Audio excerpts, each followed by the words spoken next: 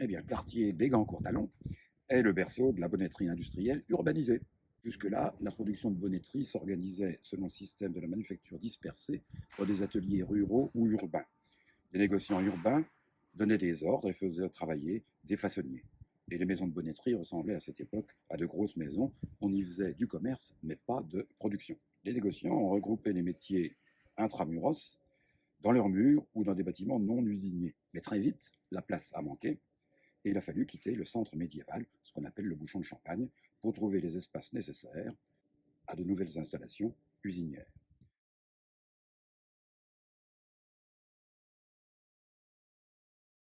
Le premier, c'est d'être situé à proximité du quartier haut, où sont installés traditionnellement les marchands fabricants des origines, qui se sont lancés dans la production usinière. Ils y trouvent des terrains disponibles, hors d'atteinte des crues de la Seine. Essentiellement la nouvelle gare, édifiée en 1857-1858, lors du prolongement de la voie ferrée Paris-Troyes vers Mulhouse. Et il y a bien sûr la route de Sens. Le troisième atout, la présence des Viennes, où certaines entreprises évacuent certains de leurs effluents liquides.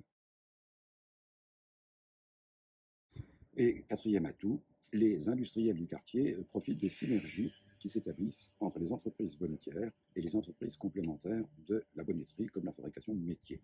En 1870, on y dénombre 10 entreprises en rapport avec la bonnetterie et 40 en 1880. Le chiffre baisse en 1900 du fait de la concentration et de l'essor des grandes usines qui vont regrouper sous le même toit ce qu'elles confiaient auparavant à des entreprises extérieures. Eh bien, le quartier Béguin-Courtalon est devenu un site témoin. C'est un îlot usinier de taille exceptionnelle et des entreprises de premier plan s'y sont développées. Ça a été Montchauffé, énorme usine, Bonbon, de l'Hostal, Le Bosset, Déret, futur de Vanlay. Et au XXe siècle, bien, le site petit, qui est devenu ensuite Bonbon, a été occupé par les survêtements Joinville. Alors c'est un quartier dans lequel, et c'est un témoin aussi pour ça, on trouve une imbrication des fonctions de production et de résidence très majeure de l'urbanisation industrielle de Troyes. L'usine côtoie l'habitat et inversement. En matière d'habitat règne une certaine mixité sociale, au moins au XIXe siècle, et l'entrepreneur ne réside jamais très loin de son usine. L'ouvrier non plus, en un temps où les villes sont des espaces qu'on parcourt à pied. Donc l'ouvrier ou le patron peuvent se rencontrer, ce qui contribue à un relatif calme social. L'habitat ouvrier a aujourd'hui disparu, mais subsistent encore des villas, habitations bourgeoises regroupées en cités. C'est le cas de la villa Rentier, mais aussi des villas modernes et Courtalon.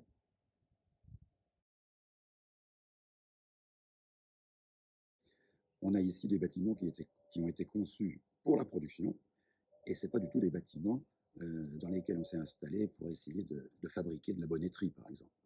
C'est conçu pour ça.